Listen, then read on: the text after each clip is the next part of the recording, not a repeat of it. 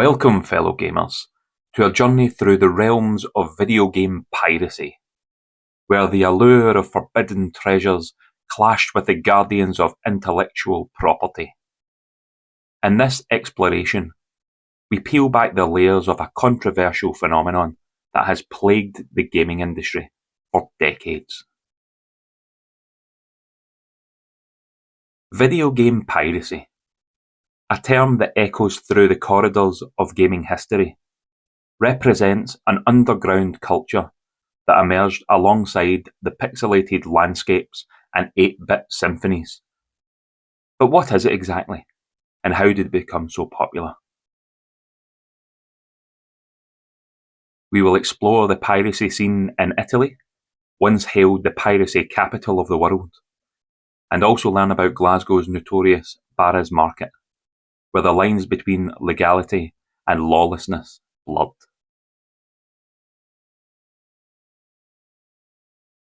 As we delve deeper, we'll pose a question that lingers. Why did people participate in piracy? Was it rebellion against the industry practices, a quest for free access to adventures, or a manifestation of the limitations imposed by copyright laws? The motivations are varied, and understanding them is crucial to unravel the complex tapestry of video game piracy.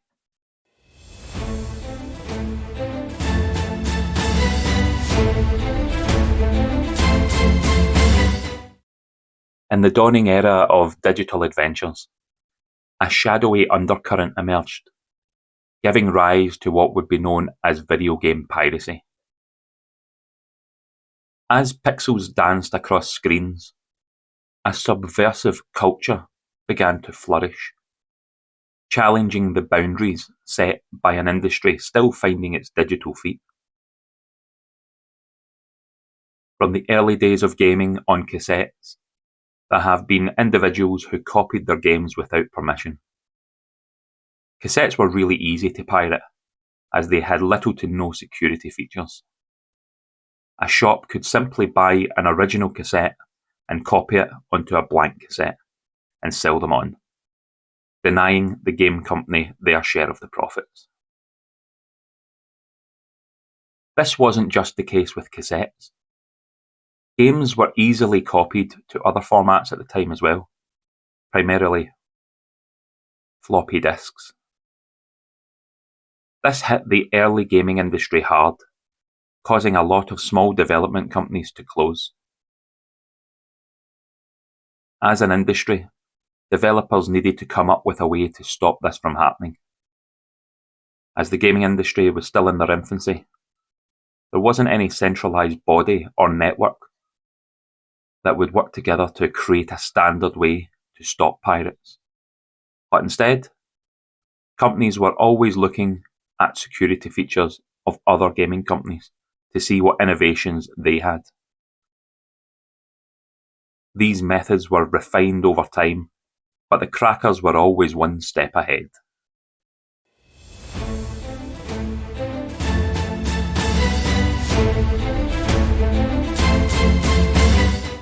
The gaming industry was getting desperate. Their profits were taking a massive hit, and they needed to find a way to stop pirates from capitalizing off of their software. Some of the methods that were implemented were additional security features to the code on the game's floppy disk or CDs that prevented them from simply being copied. There was also a code embedded that would sometimes require original copy to be present on the computer at all times to be able to play the game. To add an additional layer of complexity, most companies had their own version of authentication at the start of their games. If you have ever played original MS-DOS or early PC games, you're probably familiar with what I'm speaking of. These authentication methods varied, but some would have a random word that you would need to look up in the original manual, or an anti-piracy wheel that you would need to spin and input the correct visualization that appeared. depending on the random instructions given. An honourable mention of anti-piracy method that I always found funny was in the game Battle for Middle-earth 2. The game would accept any CD key that you put in and would seem to work well until you started the game and played for a short amount of time. All of your units would die and you would be presented with a defeated screen. I worked in a LAN cafe when Battle for Middle-earth 2 came out, and this happened quite frequently, even though we had the appropriate license. The methods of anti-piracy above weren't as successful as the games companies had hoped.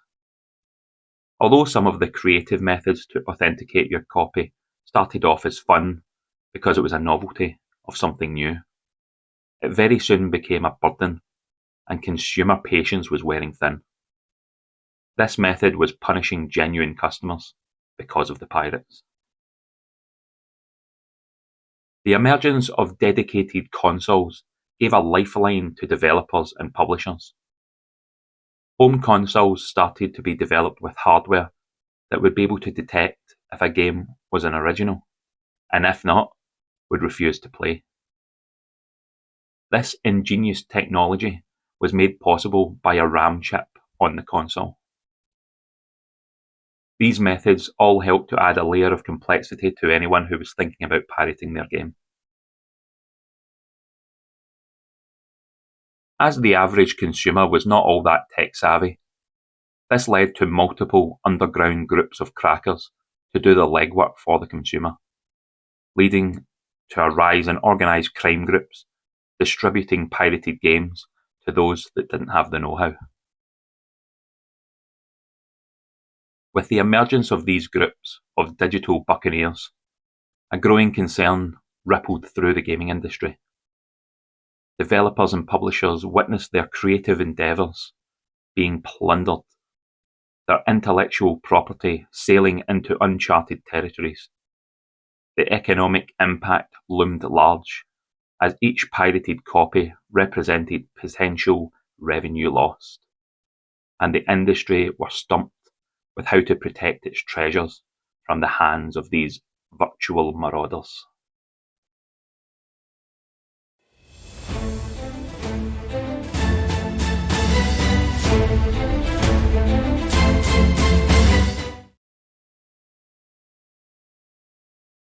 It is important to define what we mean when we talk about crackers. Crackers and sellers were typically very different groups. A cracker is someone who attempts to manipulate a game's code to remove copyright protection. Once the cracker has broken the code, they would release a cracked version of that game that would allow anyone to play it without needing to purchase from a retailer. You might be wondering, what do crackers gain from doing this if they aren't selling the games themselves? Well, a cracker's main motivation for breaking software protection wasn't for financial gain, but for reputation. If you were the first person to crack a new game, your name would be plastered all over the community so that everyone knew you were the best at what you did. There was even a crack intro when you booted up the cracked game. This showcased the person who cracked the game and often included gifts and music files as well. We call it an intro, put that on the front of the game before it goes out, and when the person goes to load the game in, it comes up, this game has been cracked by, we can also put other things on there as well, like right to our PO box, stuff like that.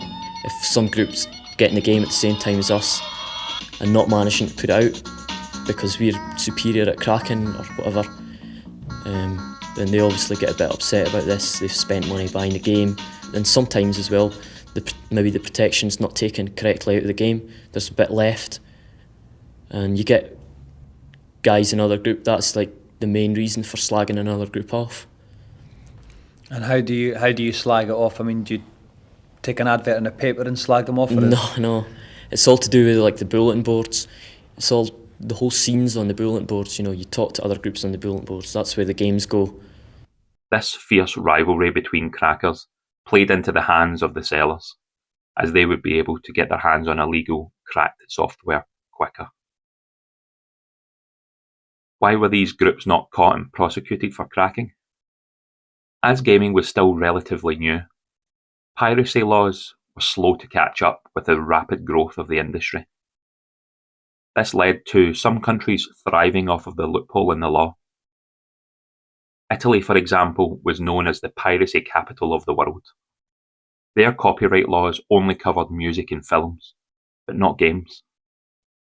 This law wasn't updated until the year 2000. Prior to this, you could pick up cracked copies of games almost anywhere, as it wasn't considered illegal.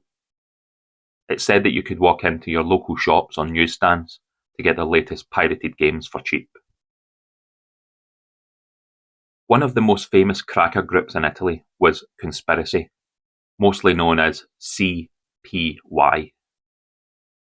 Italy wasn't the only country that piracy thrived in. Probably the biggest and longest running cracker group in the world was Twilight Compilations, who were based in the Netherlands.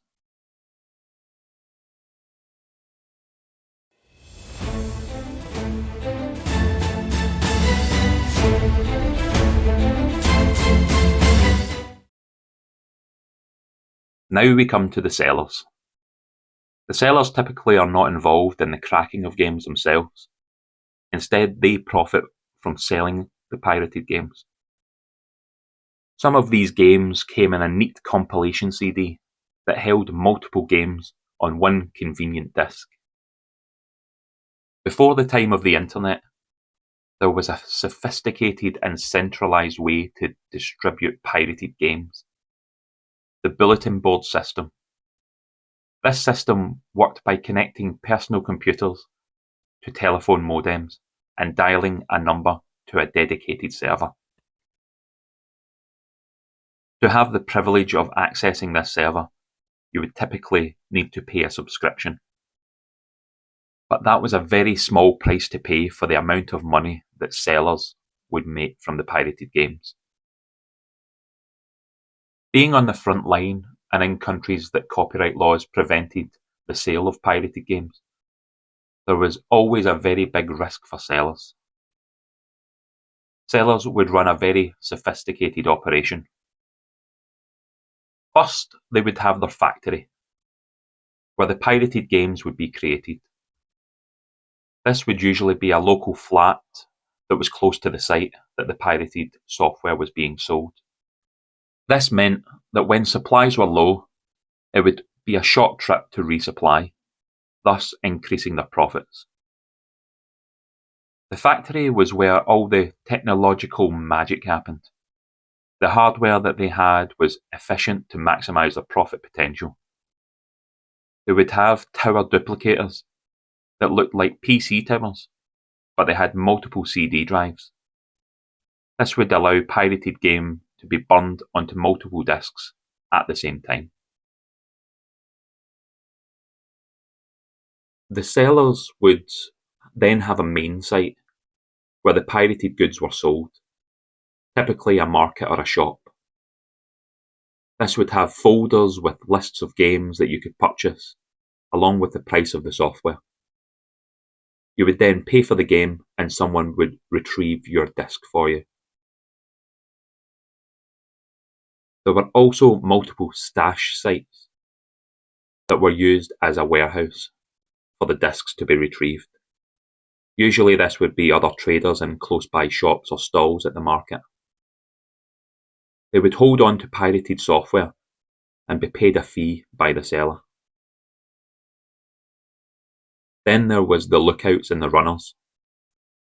These individuals would be in charge of retrieving the discs for the customers and keeping an eye out for the authorities, alerting anyone and everyone if a police officer was in the area. These staff members were almost always kids under the age of 16, as they would not be charged because they were underage. Law enforcement would gather intelligence and conduct regular raids on suspected sites, in the hope of catching sellers in the act or at least uncovering their stashes and factories. In this next section, I will talk about the notorious Barras market in Glasgow, which was a piracy hotspot in Europe.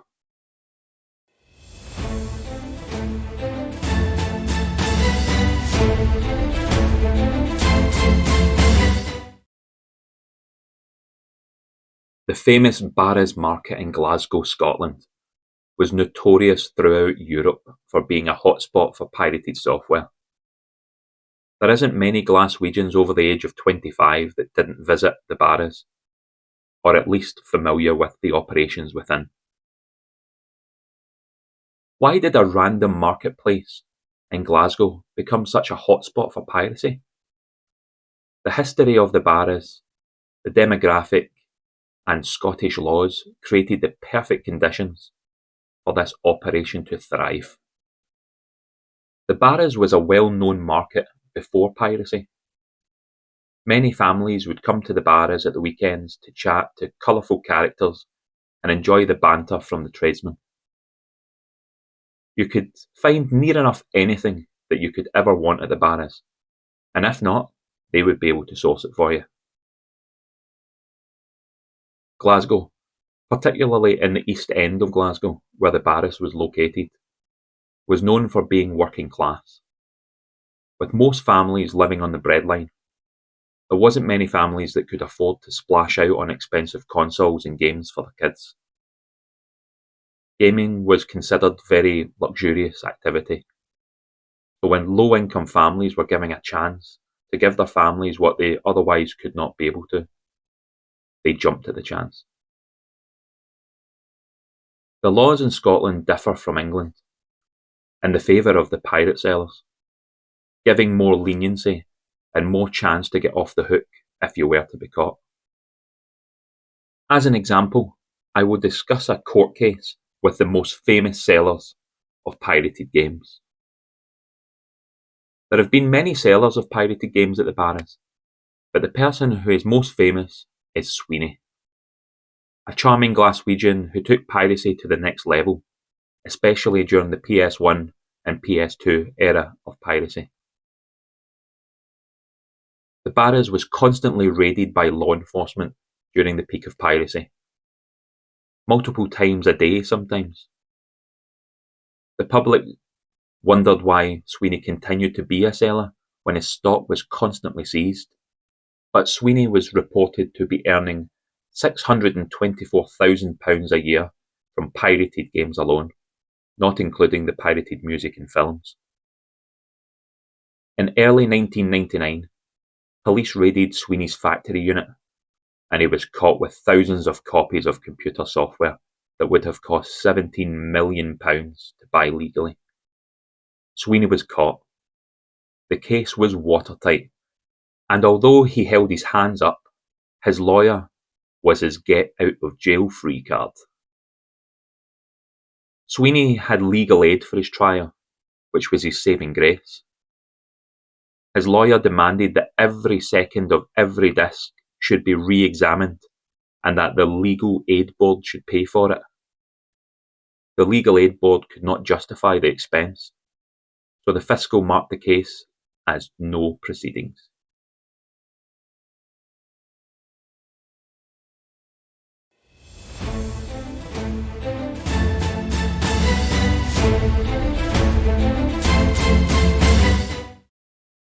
With the dawn of the internet, gaming piracy went through a radical change. Customers were able to access pirated games themselves, if they knew where to look. This led to a rapid decline in pirated games being purchased from sellers in the traditional way. So it was an end of an era for the local organised crime, much to the relief of law enforcement. The early days of the internet brought about torrenting, which gave anyone the ability to simply share and download cracked copies of games, music, and films, with the touch of a button, and it continues to be used today. Piracy in PC gaming is still very common for single-player games. However, it is not as mainstream as it once was. With most gaming companies focusing on the multiplayer side of their games, this has massively reduced piracy, as their copies need to be verified by the server before they can access the game. Consoles have much more sophisticated and intricate hardware that has rendered pirated games and consoles unprofitable for sellers. So there isn't the availability to make a viable business from being a traditional software pirate anymore. Although pirating new games isn't as common as it once was, retro games are likely to be the most pirated games today. Although there are some people who believe that pirating retro games is morally wrong, gamers who want to experience older games sometimes don't have any options to pay for the games, as the majority of them are no longer supported and have become abandonware. Some gamers see pirating retro games as an act of preservation, as they could otherwise be lost to history. Our journey through the seas of video game piracy reaches its harbour, leaving behind tales of rebellion, resilience, and ever-changing winds of technological advancement. The waves may have calmed, but the echoes of this digital saga linger in the pixelated archives of gaming history. If you like this video, please consider subscribing to my channel and giving the video a thumbs up. Join us in future expeditions as we continue to unravel the rich tapestry of gaming's past, present, and beyond. Fair winds, fellow gamers, until our next adventure.